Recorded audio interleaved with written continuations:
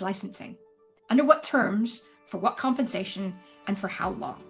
Licensing is where ownership and control translate into real-world value, or get quietly given away. License is simply permission to use something, granted on specific terms. The problem is that specific terms often weren't very specific at all, particularly in contracts written before anybody was thinking about AI.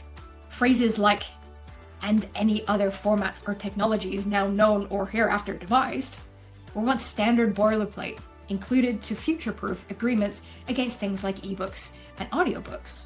Now this matters because licensing terms determine three things: whether you get paid when your work is used in a new way, whether that use requires your consent, and for how long any of this remains in effect.